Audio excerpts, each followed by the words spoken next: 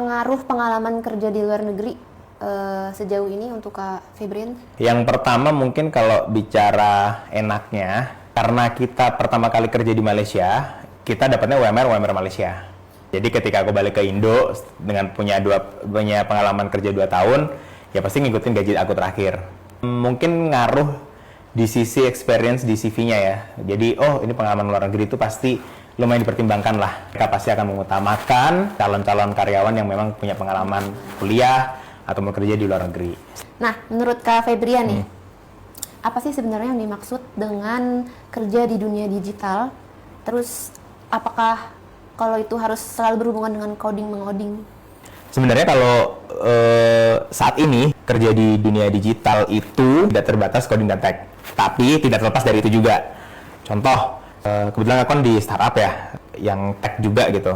Sekarang melek soal digitalnya itu tidak hanya di-apply atau tidak hanya harus diketahui oleh tim tech atau tim produk, tapi dari tim bisnis, tim legal, itu juga harus tahu. Karena kenapa? Ketika kita kerjasama dengan klien contoh, atau aplikasi kita dipakai oleh masyarakat, kita harus tahu kalau financial service contoh, bagaimana nanti keamanan data si customer, bagaimana proses customer itu sampai misalkan buka rekening account di bank atau digital tersebut gitu ya.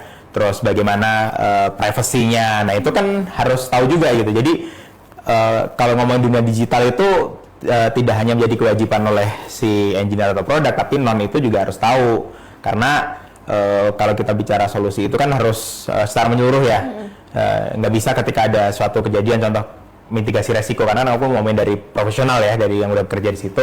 Ketika ada satu case misalkan data bocor kayak kemarin, data PTA bocor, data institusi A bocor, nah itu kan yang bertanggung jawab nggak hanya satu departemen, nggak hanya punyanya si produk atau tim tech gitu, tapi tim GRC-nya, tim infranya, tim legalnya udah bener belum compliance-nya. Nah itu yang menurut aku semua orang harus melek ke situ, meskipun memang kalau kita bicara kewajiban yang bikin ya harus tim product tech, yaitu ngomongin codingnya gitu. Tapi kalau mindsetnya, critical thinkingnya itu harus dikuasai oleh semua mungkin PIC atau semua karyawan yang di perusahaan tersebut harus tahu semua sih gitu.